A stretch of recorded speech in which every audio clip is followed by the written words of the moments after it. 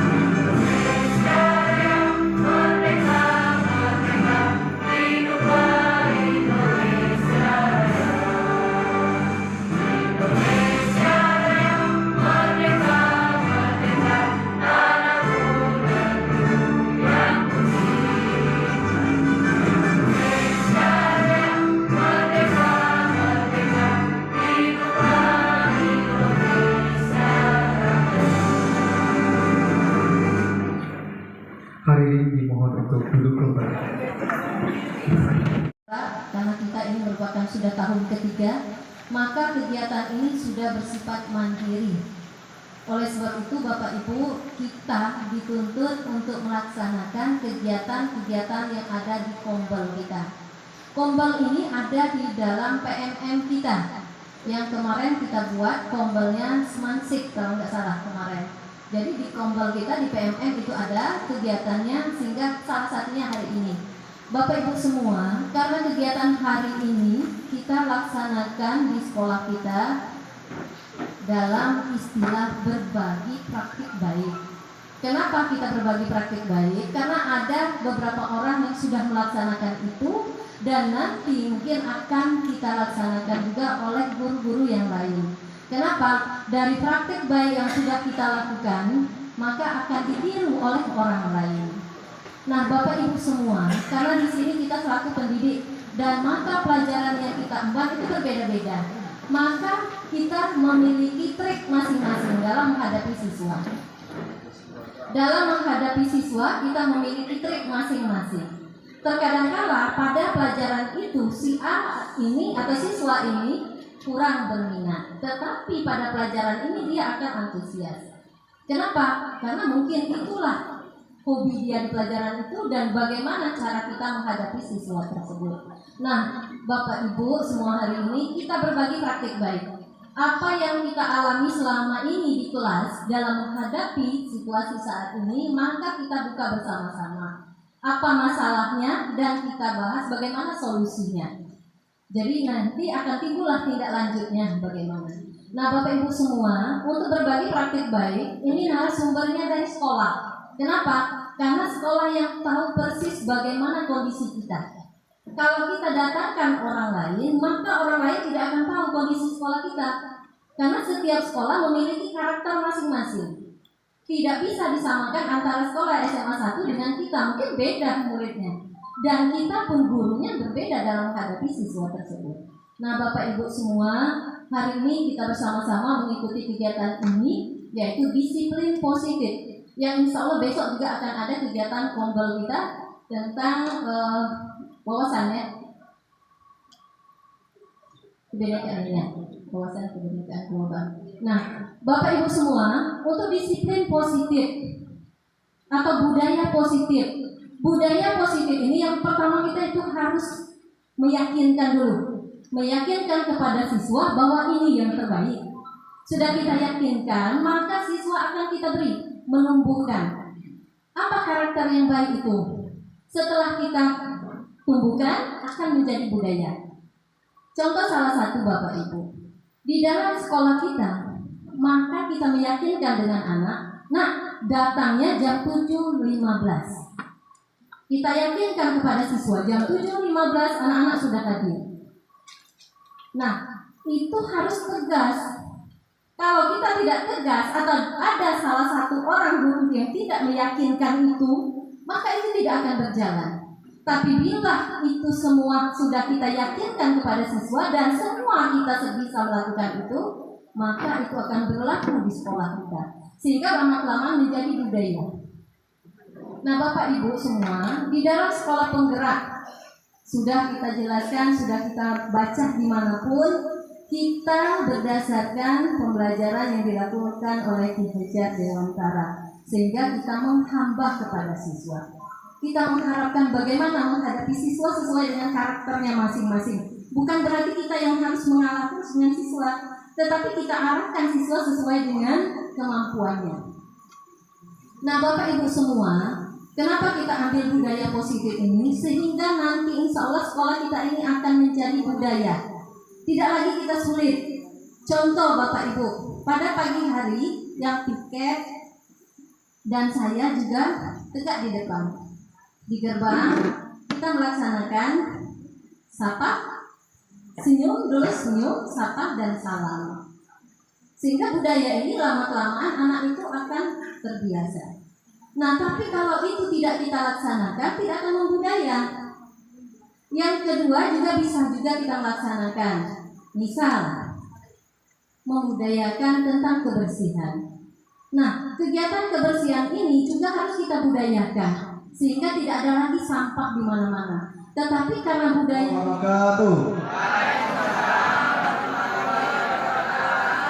ya, terima kasih. Alhamdulillah dalam kesempatan hari ini kita kembali berjumpa.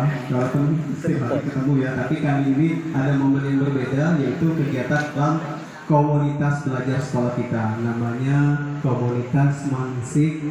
Kita beri tambahan kemarin Bu, biar agak panjang dan lebih keren. Jadi ada tambahan Mansik Smart. Oke Bapak Ibu, dalam kesempatan hari ini kita akan membahas mengenai budaya positif. Nah, sebenarnya para guru penggerak ini pasti sudah kata materi ini, Pak Marjoko, Pak Jo, dan Pak Jo Herman, dan nanti akan diikuti oleh Ibu Ini dan Ibu Mari Suciati. Nah, selanjutnya saya harapkan teman-teman juga ikut berperan. Nah, kebetulan Bapak Ibu, saat ini saya sebagai fasilitator Angkatan 10 BBGP Sumatera Utara sekaligus CGP Rekognisi. Jadi ada istilahnya CGP Rekognisi bagi yang sudah pernah menjadi pengajar praktik. Untuk Bengkulu Selatan kita ada bertiga yang memiliki peran seperti ini. Jadi izin menyampaikan, jadi kegiatan kita ini nanti akan diupload ke kementerian dan juga ke BBGP Sumatera Utara serta BGP Bengkulu. Karena kegiatan kita selalu ditanya oleh fasilitator sekolah penggerak Pak John. Jadi akan dilaporkan kepada beliau. Izin ya Bapak Ibu. Kemudian sebelum lebih jauh, biar enak kita ice breaking dulu. Silakan berdiri. Bapak Ibu mohon berdiri sebentar. Mungkin sudah umum ice breakingnya, kita gerak-gerak tangan. sambil olahraga. Coba tangannya begini Bapak Ibu. Masih ingat yang pertama ini? Satu. Hitung dulu ya. 1, 2, 3, 4, 5, 6, 7. Tepuk tangan dua kali. Kita ulangi ya. 1, 2, 3, 4, 5, 6, 7. Sekarang dengan lagu anak-anak Elman ya. Kalau gitu sama-sama bernyanyi Bapak Ibu. Bila gerakan tadi. Kita coba dulu. 1, 2, 3. Pada hari Minggu ku turut ayah ke kota. Naik delman istimewa ku duduk di muka. Ku duduk samping Pak Kusir yang sedang bekerja. Mengendarai kuda supaya baik jalannya. Kali ini dengan tempo yang sesuai. Kita terlalu hari Minggu turut ayah ke kota. Naik delman istimewa ku duduk di muka.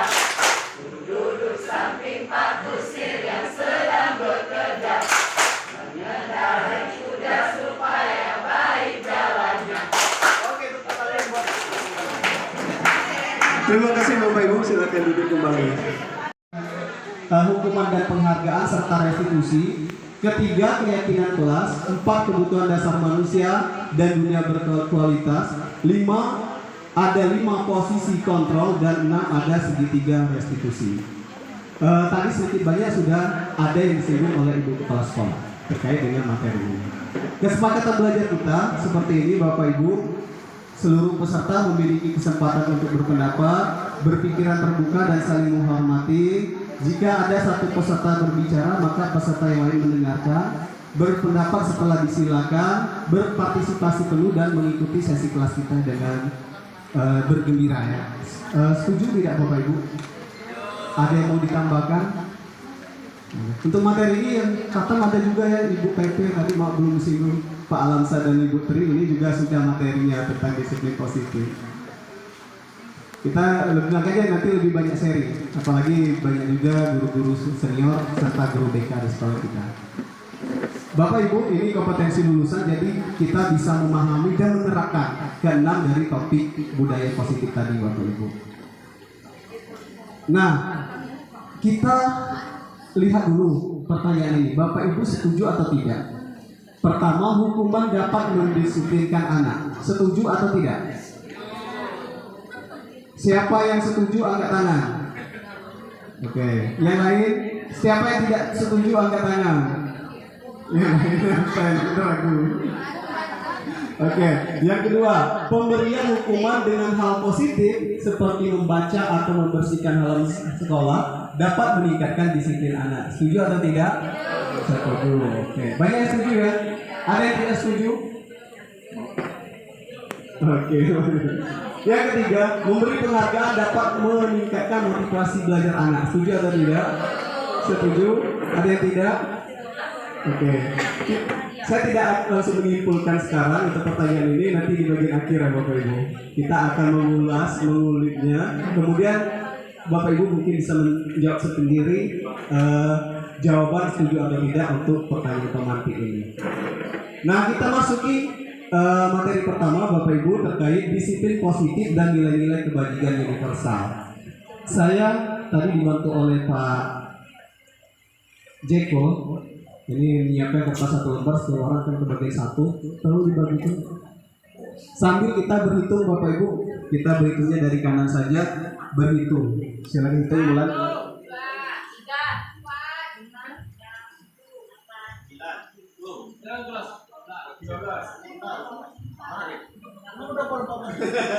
14, boleh di belakang. 12, 13, 14, Pak 15 saja Pak.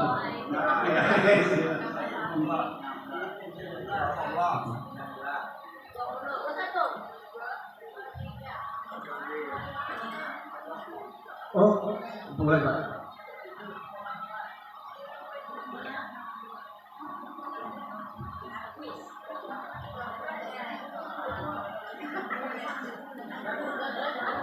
Oke, ada 39. Oh, yang 39 sebagai juri aja ya.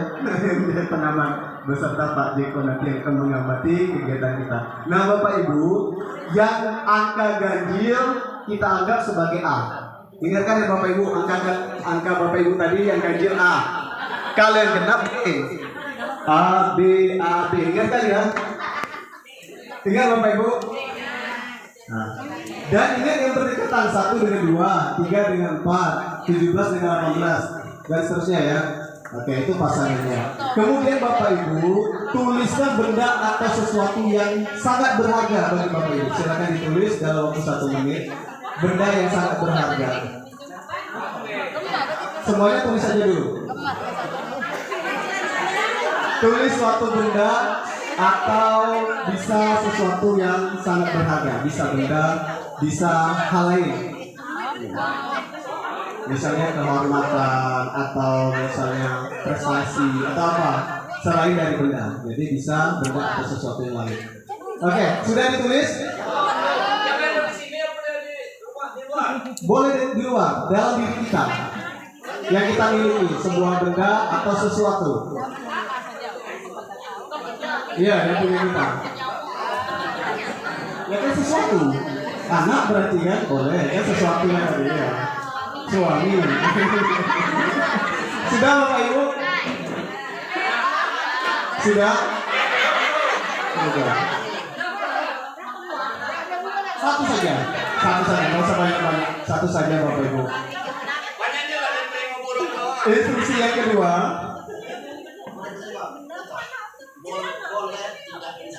Boleh.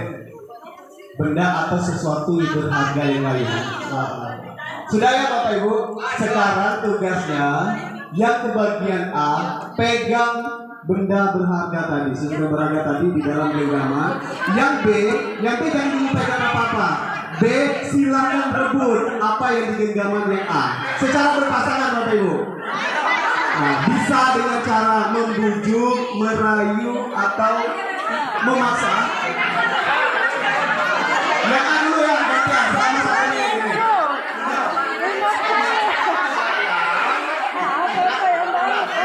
Boleh. Yang penting kan tulisannya yang dipegang.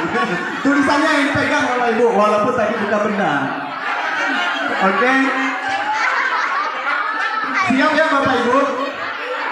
Bisa kita mulai? Yang A angkat tangan dulu, yang A. Silakan pegang tulisannya di dalam genggaman. Oke. Sekarang yang B silakan ambil apa yang ada di genggaman A. Boleh dengan cara merayu, membujuk, memaksa, ataupun dengan cara lain, punya trik lain. Waktunya paling lama 1 menit.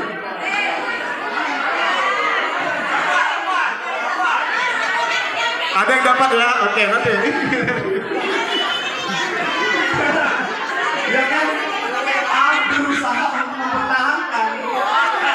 Yang A berusaha merebut, yang A mempertahankan, yang B merebut. Oke? Iya, yang A mempertahankan. Yang A membujuk bagaimana mendapatkan barang. Betul Pak. Membujuk ataupun memaksa ataupun dengan cara yang lain. Sudah ya, habis waktunya. Oke. Apakah ada yang bisa merebut? Sekarang gantian. Untuk yang kedua, B silakan pegang bendanya atau tulisannya. Silakan pegang B. Yang A-nya silakan ambil tulisan itu dari B. Caranya terserah Bapak Ibu. Dapat?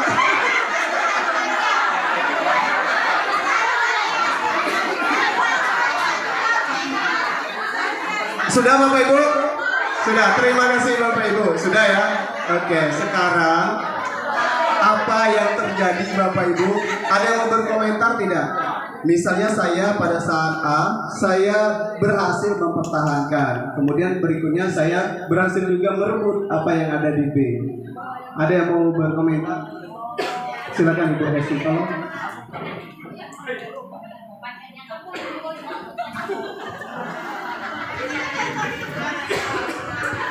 Terima kasih.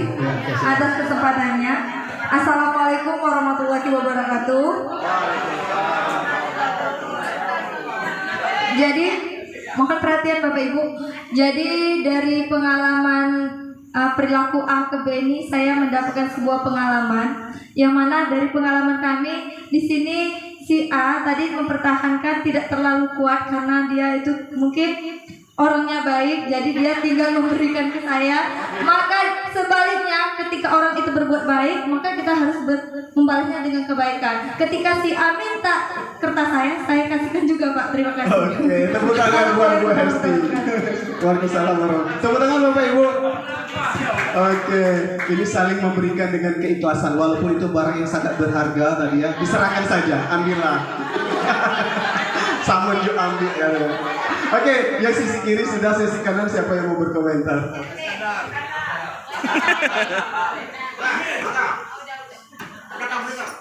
Oh ya, dari sisi depan dulu, sisi depan diwakili oleh Pak Amriza. Assalamualaikum warahmatullahi wabarakatuh. Waalaikumsalam. Jadi dari permainan tadi yang saya tangkap,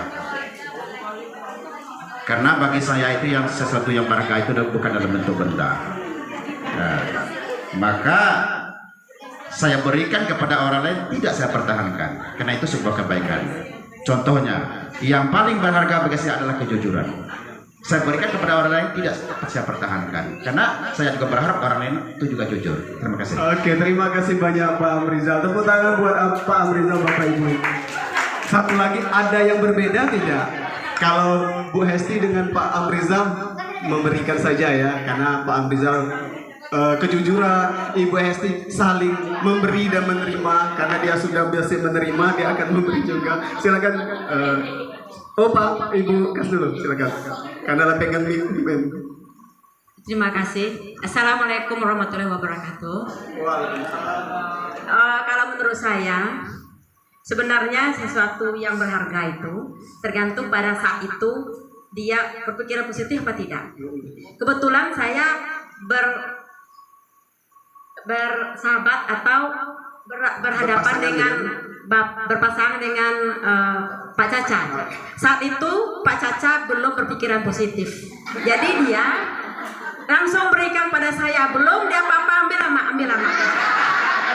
Ternyata saya lihat dia mempunyai keluarga, masa mau dikasihkan ke saya kan? Iya, keluarganya mau dikasih. Sementara saya juga yang saya jadi pegang saya adalah anak dan suami saya. Terima kasih. Tapi Ibu pertahankan yang Ibu tadi. Oh iya, Ibu Yanti minta saya mau pertahankan sendiri.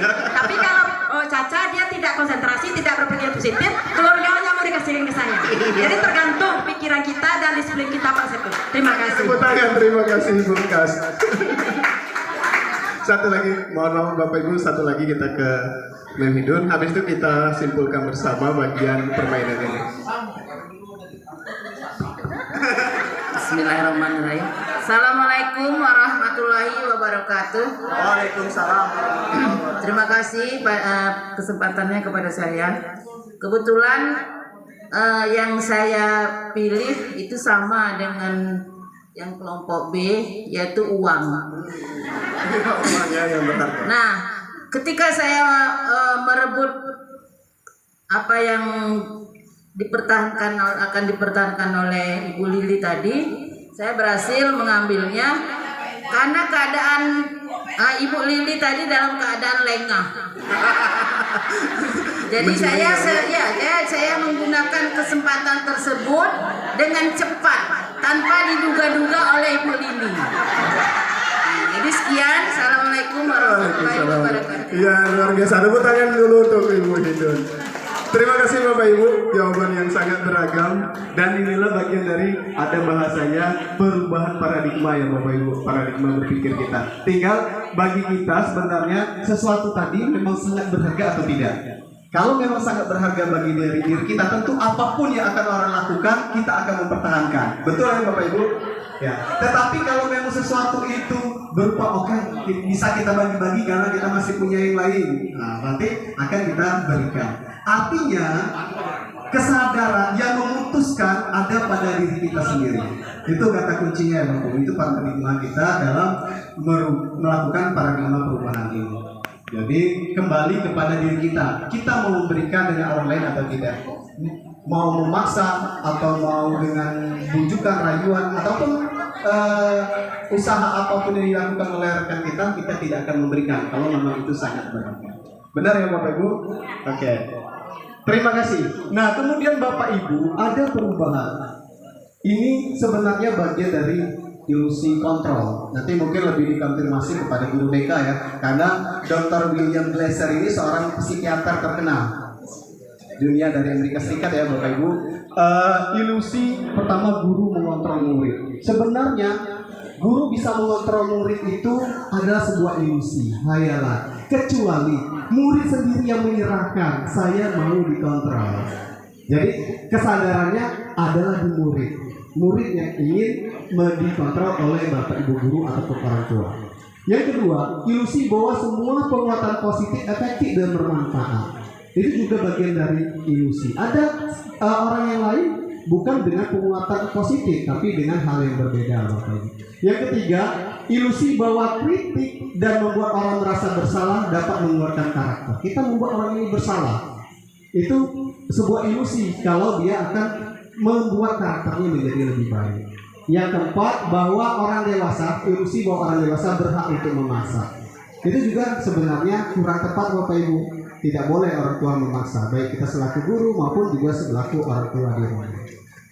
Bapak Ibu, ini bagian dari tabel kontrolnya. Selama ini kita berpikir mengubah orang agar berpandangan sama dengan kita. Padahal seharusnya dalam teori pilihan kita berusaha memahami pandangan orang lain tentang dunia.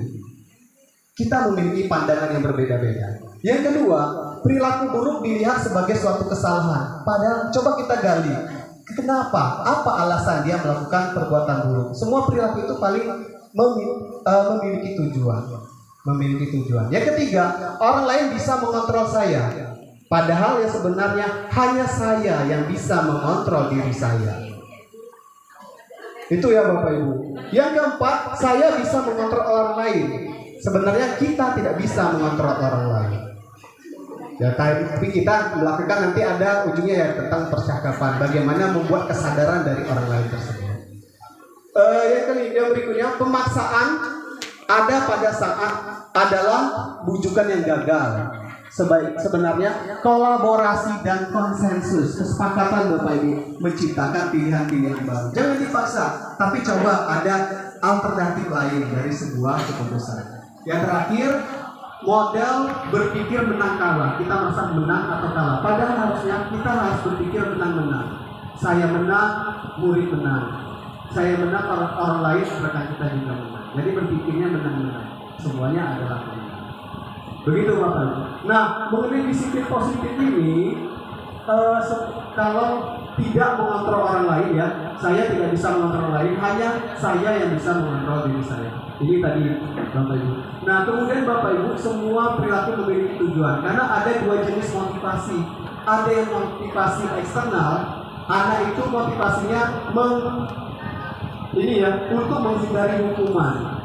Itu yang pertama. Yang kedua, eksternalnya kalau ingin mendapatkan hadiah atau pujian. Itu motivasi eksternal dari luar. Motivasi dari luar dan sifatnya hanya sementara, tidak mendarah daging dalam dirinya. Nah, yang paling bagus adalah motivasi untuk menghargai diri sendiri. Inilah motivasi intrinsik. Itu yang akan kita tanamkan pada murid-murid kita. Seperti itu ya Bapak Ibu. Nah, kemudian kita akan juga nanti berpikir melihat posisi kontrol seorang guru. Guru itu memiliki posisi apakah kita selaku penghukum, yang kedua apakah kita pembuat rasa bersalah pada anak, yang ketiga apakah kita memiliki posisi teman dengan anak, yang keempat apakah kita sebagai pemantau, dan yang kelima sebagai manajer. Yang baik, yang ideal adalah seorang manajer. Nanti kita akan lihat bagaimana perbedaan. Dan yang berikutnya ada 5 kebutuhan dasar manusia Bapak Ibu. Semua orang kita, Bapak Ibu guru dan anak murid juga memiliki kebutuhan dasarnya. Bertahan hidup, penguasaan, kasih sayang dan rasa diterima, kesenangan dan kebebasan. Anak yang bermasalah pasti ada masalah dengan kebutuhan dasarnya. Ada di mana kebutuhan dasar yang tidak terpenuhi. Orang-orang yang bermasalah karena hal itu. Ini ada backsound, boleh? Ada backsound dari HP ini.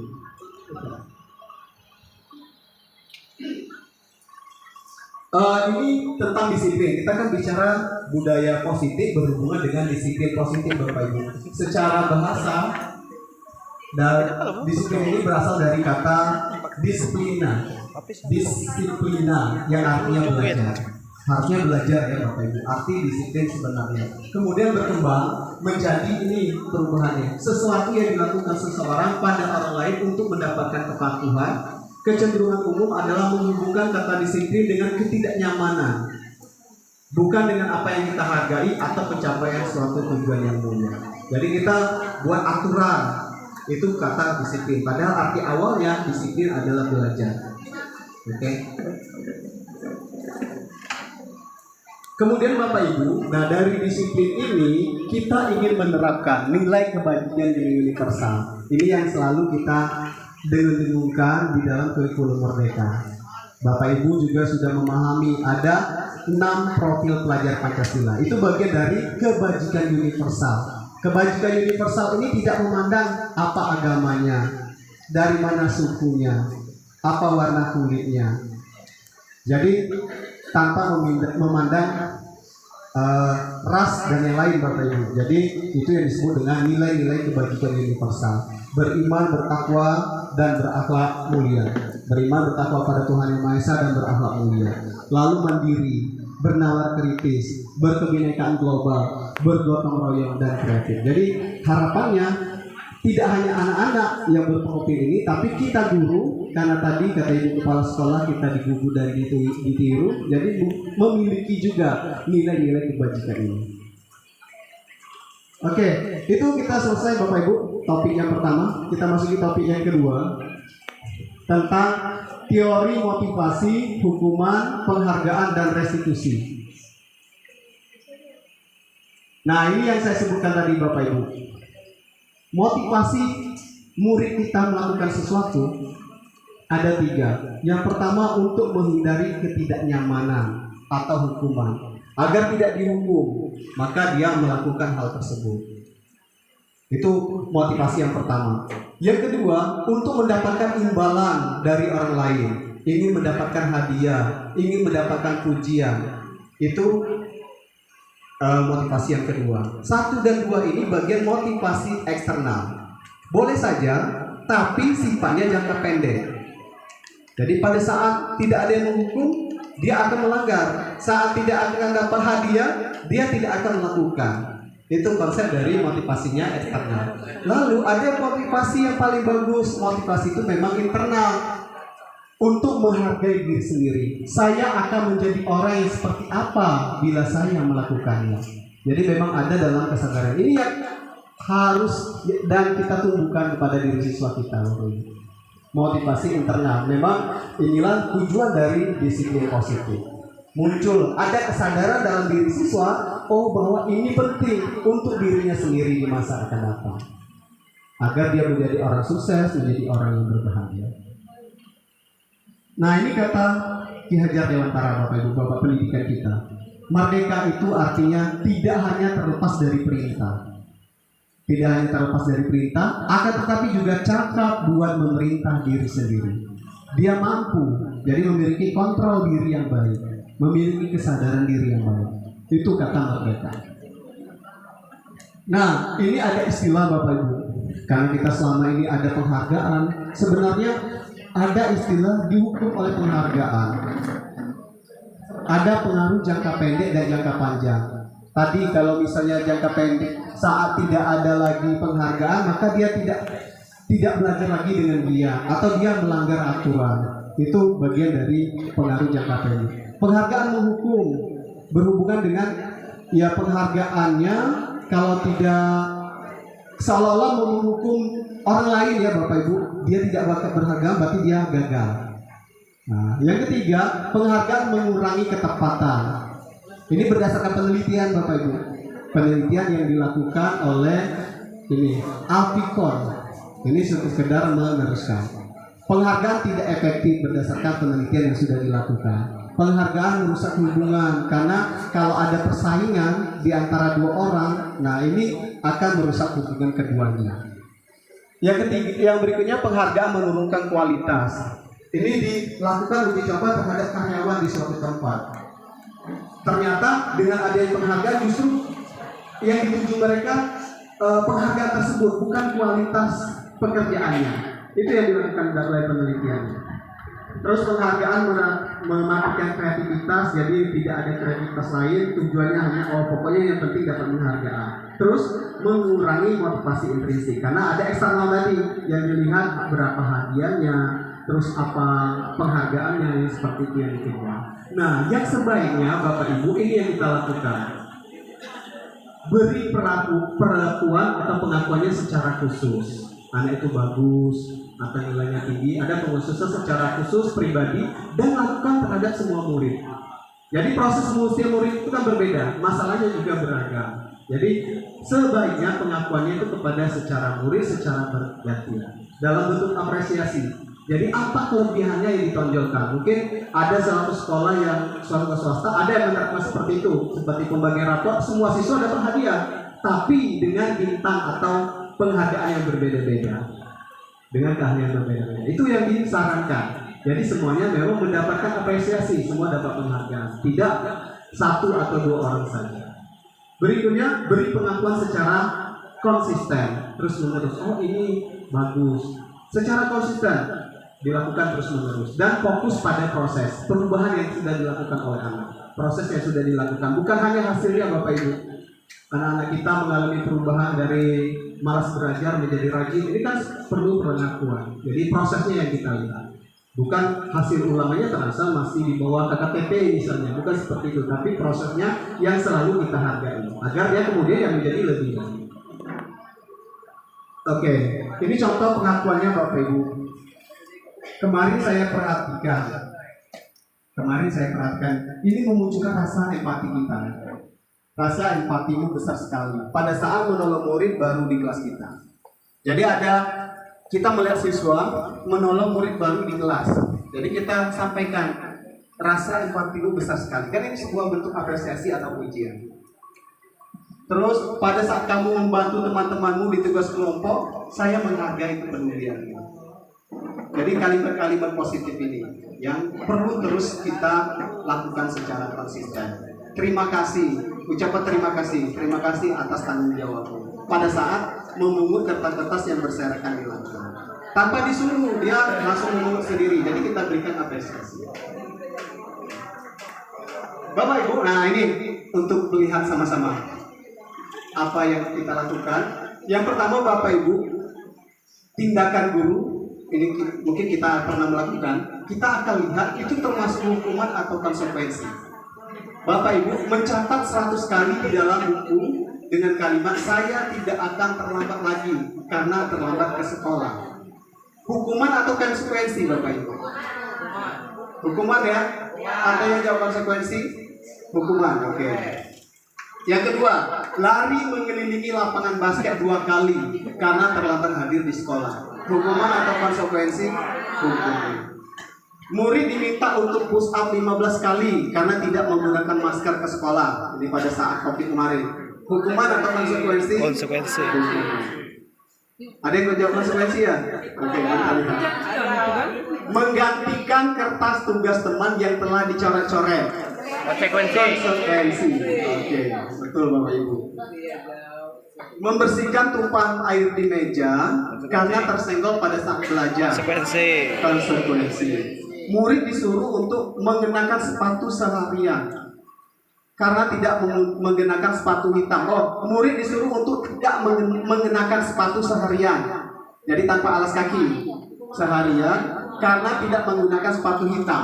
Hukuman atau konsekuensi? Hukuman. Lari mengelilingi lapangan basket 2 kali karena terlambat 10 menit untuk pelajaran PJOK. Hukuman atau konsekuensi? Ini ada kata PJOK-nya. Oke, karena ini konsekuensi Bapak Ibu.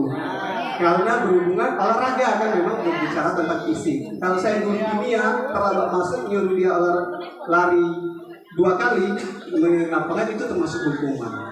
Jadi bedakan antara hukuman dengan konsekuensi. Tadi benar semua Bapak Ibu. Hukumannya konsekuensinya mengganti kertas. Konsekuensi itu berhubungan dengan apa kesalahan yang dibuat. Kalau hukuman kita memutuskan sendiri dan tidak berhubungan dengan kesalahan anak. Oke. Lalu bagaimana agar anak terlambat ini menjadi konsekuensi? Seperti apa tindakan yang dilakukan? Ada yang sudah punya pengalaman Bapak Ibu? Anak terlambat masuk ke kelas kita. Apa yang sudah Bapak lakukan? Apakah bentuk hukuman atau konsekuensi? Kalau disuruh push up tadi hukuman ya Bapak Ibu. Yang termasuk konsekuensi diantaranya pada saat jam istirahat dia mengerjakan ketertinggalan belajar tadi. Itu masuk konsekuensi. Tapi ya memang harus disepakati di awal pada saat tahun pelajaran baru. Ya tinggal di kelas, orang istirahat dia tetap di kelas menyelesaikan apa yang tertinggal 10 menit atau 15 menit. Itu bagian dari konsekuensi. Berhubungan dengan apa yang dilakukan. Nah Bapak Ibu, perbedaannya seperti ini. Kalau hukuman sesuatu yang menyakitkan harus terjadi, sedangkan konsekuensi ya sesuatu harus terjadi tidak menyakitkan. Karena anak harusnya sadar juga, oh saya melakukan kesalahan dan ini kesepakatan yang sudah dibuat. Itu konsekuensi. Membuat anak sakit fisik maupun hati untuk jangka waktu lama, fisik dan hati. Oke, itu membuat anak merasa tidak nyaman dalam jangka waktu pendek kalau di dalam konsekuensi. Kalau hukuman dia jangka panjang, sakit hati dan sakit fisiknya. Anak membenci kedisiplinan kalau diberi hukuman, tapi dengan konsekuensi anak menghargai disiplin. Berikutnya, kalau hukuman ini bersifat paksaan, umumnya ya Bapak Ibu bersifat paksaan. Terus kalau konsekuensi ada stimulus dan tanggapan, ada rangsangan dan ada tanggapan. Jadi dibicarakan 2 arah, misalnya antara si guru dan siswa.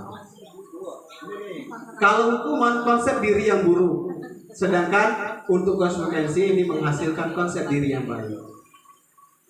Anak belajar untuk menyembunyikan kesalahan. Kalau selalu dihukum dia akan menyembunyikan kesalahan tersebut. Tapi dengan konsekuensi anak belajar untuk mematuhi peraturannya.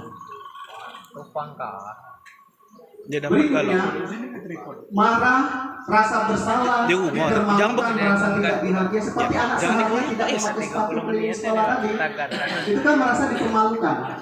Nah itu dampak dari hukuman. Tapi kalau konsekuensi, dia akan memang kehilangan hak untuk istirahat tadi selama 10 atau 15 menit.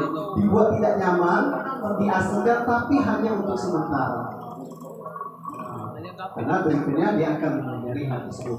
Ini dari petikan Restitution Diane Gozer, seorang praktisi pendidikan dari Kanada yang dibuat di dalam Yayasan Pendidikan Luhur. Jadi ini Bapak Ibu perbedaan hukuman dan konsekuensi. Lalu apakah restitusi itu? Mohon maaf Bu Nira, boleh tolong bacakan? Betul nih agak dekat. Apakah restitusi itu? Iya.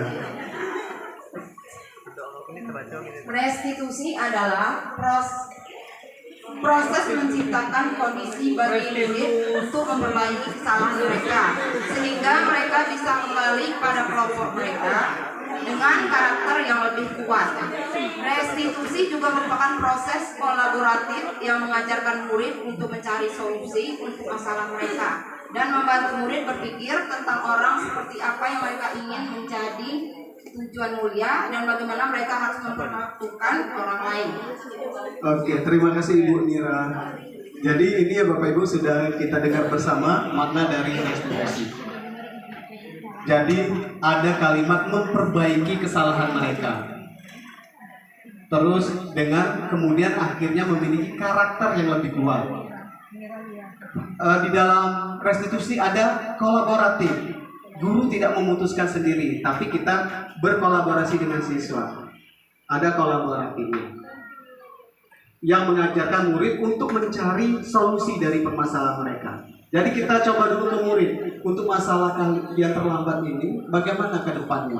Anak sendiri yang memikirkan. Kalau selama ini dia terlambat bangun, dia bersedia tidak? Kalau tidurnya lebih awal, karena terlambat bangun biasanya diakibatkan karena tidur terlalu malam, jam 12, jam 1 baru tidur, tentu akan terlambat waktu bangun. Banyak mungkin ditemui seperti itu ya, anak-anak terlambat karena terlambat bangun. Jadi kita ya idealnya dilakukan restitusi sehingga anak-anak menyadari kesalahannya dan tidak mengulangi kembali. Itu proses restitusi Bapak Ibu.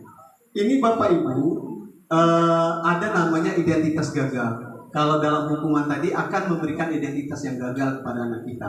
Tapi dengan disiplin ada konsekuensi dan restitusi. Jadi ada dua jenis ya, ada hukuman, ada konsekuensi, dan ada restitusi. Konsekuensi dan restitusi ini memberikan identitas yang berhasil atau menghasilkan yang baik.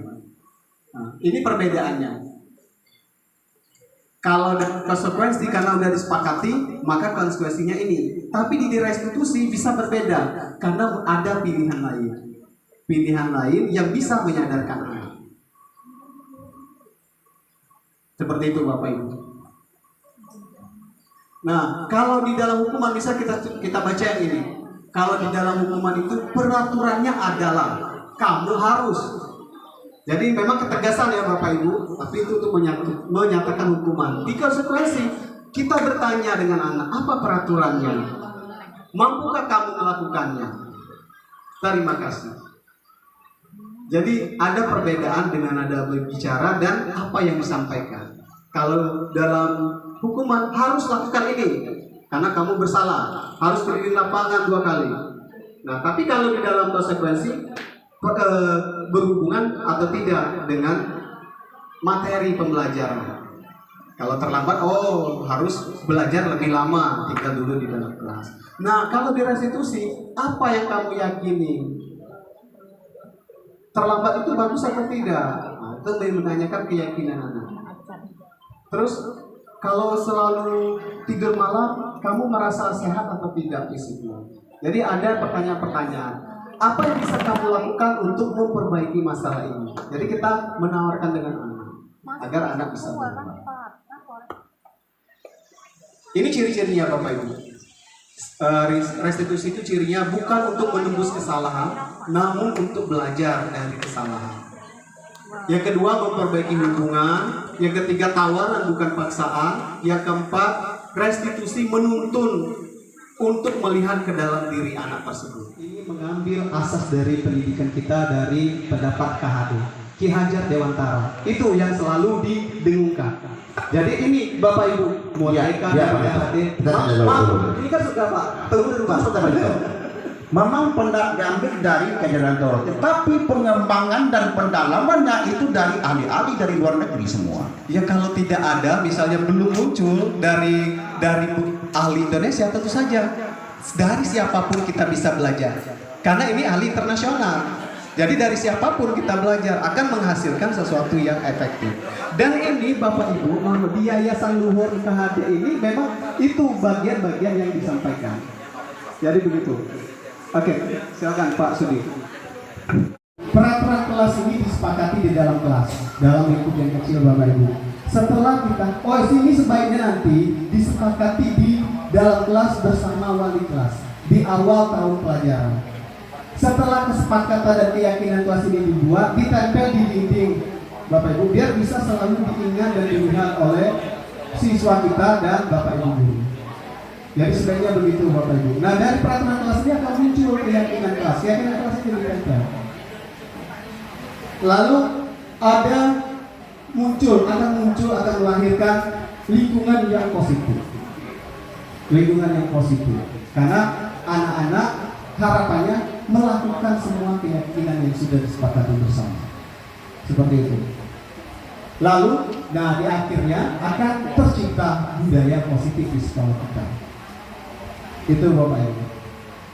Nah, ini Bapak Ibu, coba lihat, ini ada keyakinan kelas. mana yang keyakinan kelas? Ini semua kesepakatan ya Bapak Ibu. Datang tepat waktu, mengucapkan salam, menjaga kebersihan sekolah, berdoa sebelum dan sesudah kegiatan. Ini harapannya tetap kita lakukan Bapak Ibu. Sebelum belajar berdoa di awal pelajaran ya, jam pertama, dan jam ke-9 kita sebelum pulang harus berdoa juga, jangan langsung pulang. Ini bagian dari keyakinan kesepakatan kelas. Kemudian aktif dalam pembelajaran dan tertib. Memang nanti akan muncul ya permasalahan-permasalahan, dan itulah harapannya ada kolaborasi sehingga permasalahan yang ada bisa diselesaikan bersama. Begitu Bapak Ibu. Terus di sebelah kanan, kami guru dan murid saling menyayangi. Kami murid yang semangat belajar. Kami murid yang peduli dengan teman-teman. Ini masuk yang mana? Mana yang keyakinan kelas, kiri atau kanan? Yang kanan ya Bapak Ibu. Tapi semuanya akan melahirkan yang positif. Jadi bisa keyakinan kelasnya dibuat dalam bentuk di kiri atau kanan. Nah yang lebih bagus jadi karena ini dua pihak ya. Jadi ada timbal balik antara guru dan murid. Ini cara pembentukannya Bapak Ibu bisa menggunakan tabel T maupun tabel Y, dan juga ya kalau di tabel Y ini bisa melihat terdengar, terlihat, dan perilaku. Ini isiannya. Ini Bapak Ibu. Selalu kembalikan buku ke tempatnya. Ini peraturan. Kalau keyakinan kelasnya apa? Oke, langsung kita lihat ya Bapak Ibu. Ini bagian tanggung jawab. Jadi semua murid bertanggung jawab. Dilarang mengganggu orang lain. Berarti bagian dari menghormati orang lain. Ini keyakinan kelasnya. Hadir di sekolah 15 menit sebelum pembelajaran dimulai. Berarti menghormati orang lain dan berkomitmen. Dilarang melakukan kekerasan. Itu keyakinan kelasnya, keselamatan dan menghormati orang lain. Karena itu ya, untuk keselamatan dan menghormati orang lain. Dilarang menggunakan narkoba, itu untuk kesehatan. Jadi menjaga kesehatan bersama. Bergantian atau menunggu giliran, menghormati orang lain dan juga bersabar. Gunakan masker ini pada saat kita COVID, kesehatan dan keselamatan. Jangan berlari di kelas atau koridor untuk keselamatan dan juga keamanan. Jadi itu Bapak Ibu perbedaannya. Yang keempat, kebutuhan dasar manusia. Tadi ada 5 ya Bapak Ibu. Ini kita untuk bertahan hidup. Itu kebutuhan dasar yang pertama. Yang kedua, kasih sayang dan rasa diterima. Semua butuh ini. Terus yang ketiga, penguasaan. Penguasaan paling tidak terhadap diri kita sendiri dan keluarga kita. Kesenangan, kita memiliki kesenangan yang berbeda-beda. Ini menjadi kebutuhan dasar dan juga kebebasan. Jadi 5 kebutuhan dasar manusia. Kalau kita Bapak Ibu atau anak murid kita ada yang kurang, ada yang bermasalah, pasti bermasalahnya di antara kebutuhan dasar ini yang tidak terpenuhi. Jadi ada yang tidak terpenuhi. Terakhir Bapak Ibu, ini yang terakhir. Jadi kita habis ini bisa diskusi. Harapan saya bukan saya sendiri yang menjawab. Oke, kalau bisa ada pertanyaan ini yang lain yang menyampaikan juga berpendapat ya Bapak Ibu. Mohon maaf tadi karena seperti 2 arah. Oke. Nah, 5 posisi kontrol tadi Bapak Ibu. Yang pertama, guru ada yang posisi kontrolnya sebagai penghukum. Entah ya ada atau tidak di antara kita yang sifatnya penghukum. Lalu yang kedua, pemberi rasa bersalah. Pemberi rasa bersalah. Yang 2 ini Bapak Ibu, ini adalah identitas gagal. Yang kedua ini identitas gagal. Sebaiknya dihindari oleh kita selaku guru. Kalau kita selaku guru, sebaiknya tidak sebagai penghukum dan pembuat rasa bersalah. Dan yang ketiga, nah sebagai teman. Ini juga masuk yang berhasil kalau sebagai teman. Guru juga sebagai pemantau. Ada di antara kita yang bertindak sebagai posisi kontrolnya sebagai teman dan juga pemantau. Yang ideal, yang bagus yaitu seorang manajer. Karena kita menawarkan nanti solusi-solusi terhadap anak. Jadi mengembangkan sehingga motivasi intrinsik di dalam diri anak itu muncul. Jadi itu tujuannya. Kalau kita lihat dampak pada murid ya Bapak Ibu. Kalau dihukum, dampak pada murid ini bisa mengulangi kesalahan. Terus membuat rasa bersalah, merasa rendah diri. Itu dampak pada murid. Sedangkan yang teman tadi, lemah tidak bermandiri atau tergantung pada orang lain. Karena misalnya Umi Yanti sebagai teman, kalau dengan Umi Yanti dia enak, tapi pas dengan orang lain dia bingung bagaimana untuk berperilaku.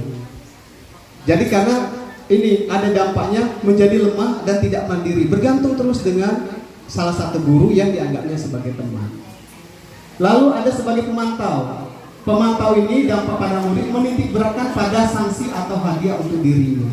Karena tadi ada konsekuensi yang akan dia dapatkan kalau melanggar. Itu sebagai pemantau. Guru tinggal bertanya, apa konsekuensinya? Anak ingat tahu, oh ini konsekuensinya, karena sudah ditempel tadi keyakinan di dalam kelas. Yang terakhir sebagai manajer, dampaknya bagi anak mengevaluasi diri, bagaimana cara memperbaiki diri. Gitu. Polisi ideal tadi harusnya mungkin kita sama-sama belajar Bapak Ibu, sama-sama belajar. Nomor 3, 4 itu juga sudah bagus, tapi yang paling ideal adalah sebagai manajer. Gitu. Nah, ini pernyataan-pernyataan. Kalau saya kecewa sekali dengan kamu, berarti kita sebagai pembuat orang merasa bersalah. Saya kecewa sekali dengan kamu. Terus kamu tidak pernah benar melakukannya, berarti itu sebagai penghukum. Ayolah lakukan demi bapak atau ibu, berarti dia sebagai teman. Ayolah lakukanlah demi bapak, ayolah lakukanlah demi ibu, itu berarti dia sebagai teman. Kemudian apakah kamu mau mendapatkan stiker bintang hari ini? Di SD ada stiker bintang, kalau melakukan kebaikan dapat stiker bintang. Ini lebih kepada pemantau. Bagaimana kamu bisa menyelesaikan masalah ini? Jadi sekali bertanya dengan anak, sehingga anak berpikir bagaimana untuk menyelesaikan masalahnya. Itu sebagai manajer. Dan yang berikut ini, kamu selalu yang paling terakhir. Jadi juga bagian dari ucapan sebagai penghukum. Ini Bapak Ibu, kalau peraturan pemantau konsolidasi hadiah, ini nilai-nilai kita bisa memperbaikinya ya Bapak Ibu. Kalau kamu tidak, maka saya akan. Ini bagian dari penghukum dan pembuat rasa bersalah tadi, membuat siswa tidak nyaman. Lalu apa yang kamu yakini bagaimana memperbaiki masalah ini? Ini ya kolaboratif ya sebagai manajer. Bagaimana kamu memperbaiki ini? Kita akan lihat nanti ada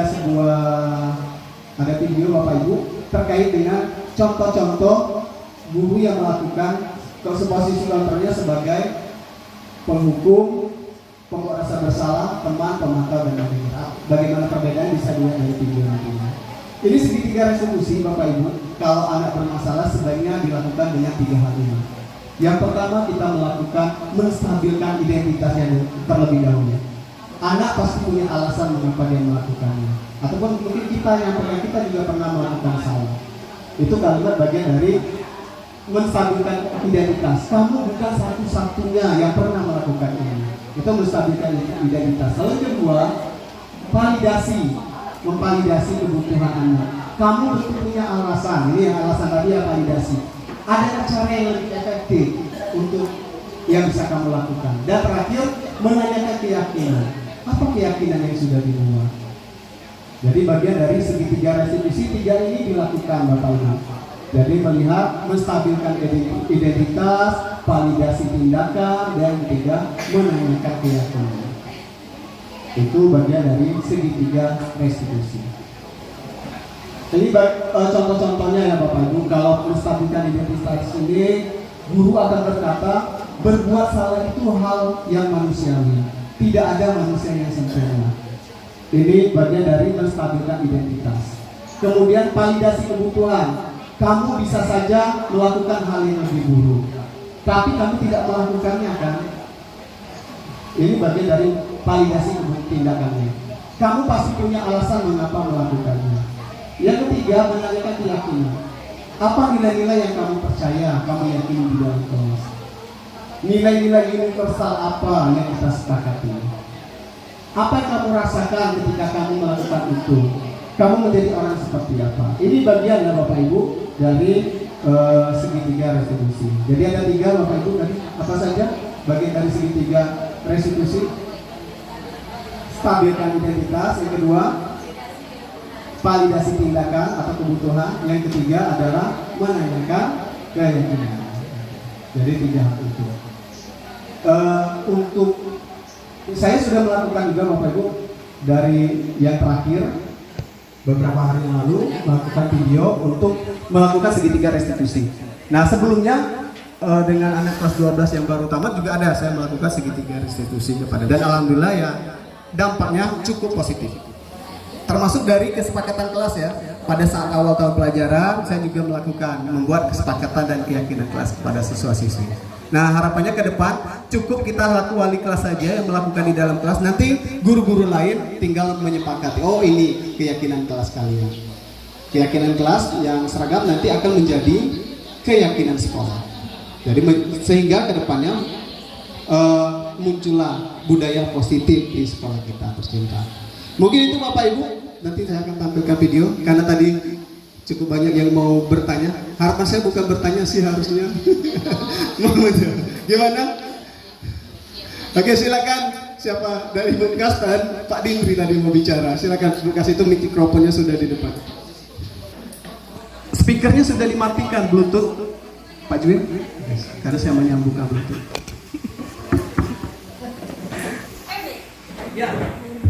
Silakan pakai mic.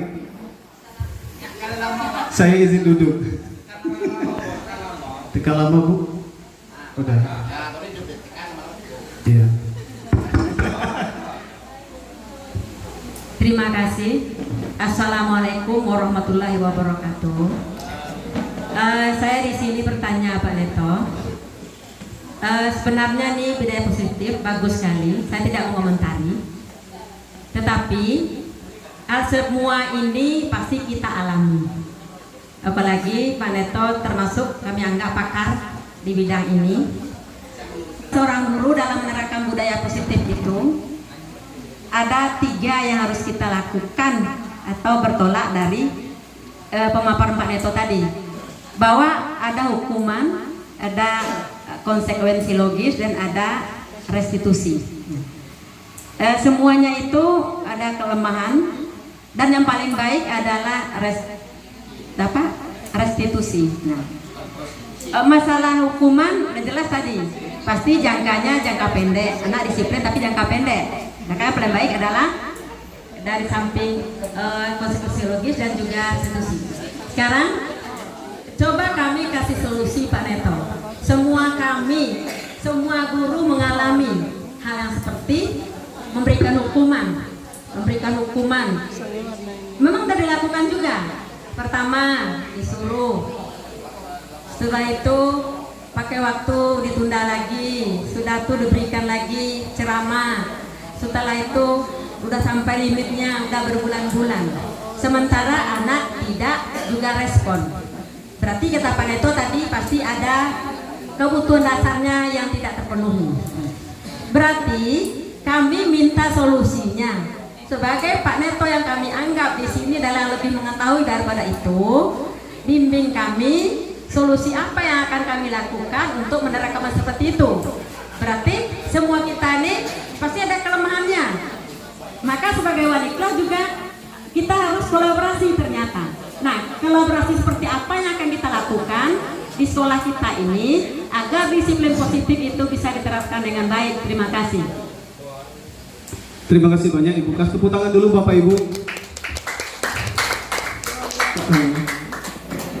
Klarifikasi sedikit, saya belum pakar Bapak Ibu. Saya banyak belajar dari Bapak Ibu, terutama yang para senior. Terutama ini mengelola emosi dan juga ya menyampaikan ya bagian seperti itu Bapak Ibu. Kemudian ini kan penyampaian tadi posisi kontrol ada 5. Mungkin kita pernah melakukan. Saya juga pernah. Nah, tinggal begini Bapak Ibu, bagaimana kita berproses. Kalau misalnya dalam 1 semester ini kita pernah melakukan 1 kali menjadi penghukum, nah harapannya di semester berikutnya kita lakukan lagi. Kita lebih mengontrol emosi kita. Memang berproses Bapak Ibu. tidak bisa langsung sekaligus. Yang pengalaman ini kan berdasarkan pengalaman teman-teman yang mengikuti program guru penggerak, ada yang memang setiap bertemu siswa akan marah ketemu. Banyak yang akan setiap siswa, apalagi dia di SMK ya Bapak Ibu, semua semua anak di mata siswa ada salahnya, sehingga selalu menjadi penghukum. Nah kemudian bertransformasi, melakukan perubahan. Oh ternyata ini yang bagus di dalam program guru penggerak. Jadi dia ada proses seperti itu, sehingga kemudian oh ternyata lebih bagus. Justru dengan menahan emosi, tensi darah kita tidak cepat naik. Lalu ternyata kalau dengan menjadi teman, anak-anak lebih akrab dengan kita. Anak akan menyampaikan apa keluhan, apa yang menjadi kendala mereka. Ataupun bahkan nanti bisa menjadi pemantau. Lebih baik tadi yang paling ideal sebagai manajer. Jadi berproses Bapak Ibu. Sebenarnya ya saya yang bertanya Ibu Kas, karena saya amati Ibu Kas ini termasuk guru favorit yang menjadi teladan kami Ibu Kas. Jadi untuk cara menyampaikan dengan anak, saya justru seperti ini kalau menghadapi murid-murid. Kadang memang ada menjadi pembuat rasa bersalah atau menghukum karena anak yang menurut Ibu Kas tensinya sudah sangat tinggi, kesalahannya sudah sangat besar. Nah tinggal ya mungkin berproses kalau menurut Ibu Kas yang terbaik seperti apa. Seperti itu. Ini mau ditanggapi lagi Pak Joko dulu atau Pak? Bukan tanggapi Pak, seperti ini. Semester depan kita kontrol emosi, terus kontrol emosi. Akhirnya logo, jadilah seperti itu. Nah, gimana menurut Pak Neto? Akhirnya kolesterol. Iya. Harapannya seperti ini Bapak Ibu. Kalau kita melakukan dengan benar ya tahapan-tahapannya, harapannya memang ada motivasi intrinsik yang muncul dalam diri anak. Ya kalau memang semua tahapan sudah dilakukan tetap ada anak seperti itu tadi ya nanti ya tentu akan ada perlakuan yang berbeda. Tapi ya nih sebaiknya kita tidak menjadi penghukum atau pembuat rasa bersalah. Jadi Pak Neto, semua guru pasti seperti yang saya katakan ya. Cuman akhirnya dia tuh legowo aja. Berarti menurut amat saya sekolah kita ini belum berhasil untuk menerapkan disiplin dengan kesadaran sendiri. Nah harapannya makanya sekolah kita menanggapinya? Ya harapannya mohon Bapak Ibu kita kerjasama agar bisa menerapkan disiplin positif ini. Ya dimulai dari diri kita sendiri. Jadi kalau dari saya nanti mungkin akan ditambahkan oleh Ibu Kepala Sekolah. Jadi ya tadi memulai dengan mencontohkan karena memang guru itu adalah teladan. Karena kadangkala anak-anak ini mohon maaf karena zamannya juga mungkin ya karena protesnya ya berani protes apapun, kalau misal guru salah dia protes. Nah sehingga ini yang perlu distabilkan dan kita bisa melakukan pendekatan dan melakukan restitusi tadi. Jadi fokusnya ke anak-anak sehingga dia mau berubah ke depannya. Itu kalau dari saya, mungkin dari yang lain dulu menanggapi. Mungkin kurang pas. Pak Dindri tadi ya dari pihak BK, silakan Pak Dindri.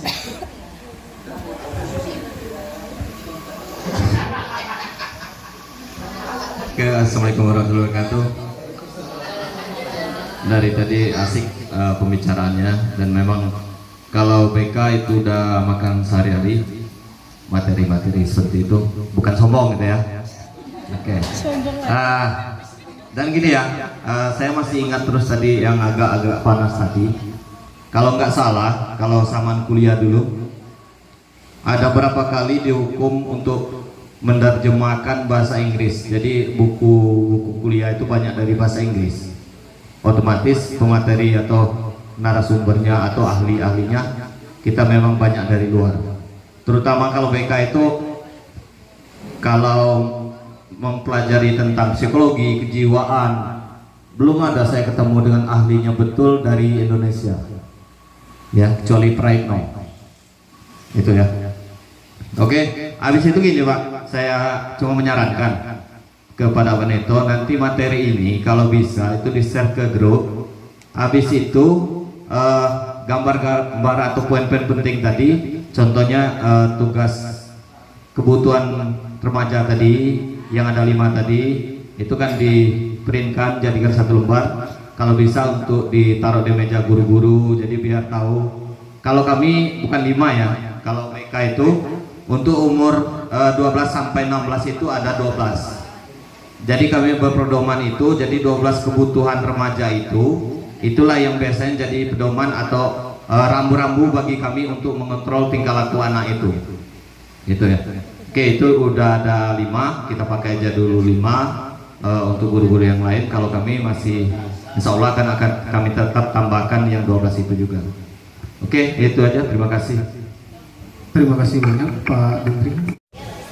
Budaya positif itu adalah digerakkan oleh guru kepada murid agar murid nanti menjadi sesuai dengan kebijakan yang disepakati, intinya disepakati. Berikutnya sebagai seorang guru sebaiknya kita adalah menggunakan sebagai penghukum yang lebih baik lagi konsekuensi logis, dan lebih baik lagi adalah sebagai restitusi. Dan sebaiknya sebagai seorang guru, supaya tercapai apa yang kita inginkan, kita harus menerapkan segitiga restitusi. Di antaranya yang pertama adalah kita harus menstabilkan identitas, baik kita ataupun murid. Yang kedua, kita harus validasi kebutuhan siswa. Berarti anak yang bermasalah itu bukan kesalahan kita saja, tapi mungkin ada beberapa kebutuhan dasar mereka yang belum terpenuhi. Maka itu hemat saya, seharusnya kita perlu kolaborasi antara guru dengan orang tua, bahwa kesalahan seorang anak jangan hanya dibebankan kepada guru. Nah, kebanyakan kita kan anak dilepas, kebanyakan orang tuanya tadi mana, sementara kesalahan seorang murid sebagian besar kadang-kadang dibebankan kepada guru. Yang ketiga adalah mendirikan suatu keyakinan, bahwa keyakinan itu terapkanlah budaya positif itu dengan baik, karena kita mempunyai tujuan mulia, yaitu ingin menjadikan anak-anak kita mempunyai akhlak yang baik. Sebagai bangsa Indonesia memiliki profil, yaitu profil pelajar Pancasila yang Bapak Ibu sekalian sudah ketahui. Terima kasih Pak Neto. Wabillahi taufiq wal hidayah. Assalamualaikum warahmatullahi wabarakatuh. Terima kasih banyak Ibu Kas atas kesimpulan dan juga refleksinya. Bapak Ibu, saya ucapkan terima kasih banyak, apresiasi yang sedalam-dalamnya kepada Bapak Ibu sudah mengikuti kegiatan ini dari awal sampai akhir. Walaupun Bapak Ibu tahu saya belum senior, sama seperti Bapak Ibu selaku guru di sekolah kita. Jadi terima kasih sekali lagi sudah berkenan untuk mengikuti kegiatan ini dari awal sampai akhir. Lalu permohonan maaf yang sedalam-dalamnya, terutama kepada Pak Sudi senior kami dan juga Pak Amrizal kalau ada yang kurang berkenan. Dengan Bapak Ibu yang lain juga saya mohon maaf karena mungkin Bapak Ibu diam, mungkin sebenarnya ada juga yang mau disampaikan, cuman belum tersampaikan dalam kesempatan kali ini. Jadi sekali lagi saya ucapkan terima kasih dan mohon maaf yang sebesar-besarnya. Kita akhiri dengan mengucapkan hamdalah. Alhamdulillahirrahmanirrahim. Bila taufiq wal hidayah. Wassalamualaikum warahmatullahi wabarakatuh. Saya kembalikan ke pembicara. Baik, kasih applause sekali lagi pada materi kita pada hari ini. Terima kasih untuk Bapak Ketua KPD telah menyampaikan. Demikianlah video ini. Terima kasih.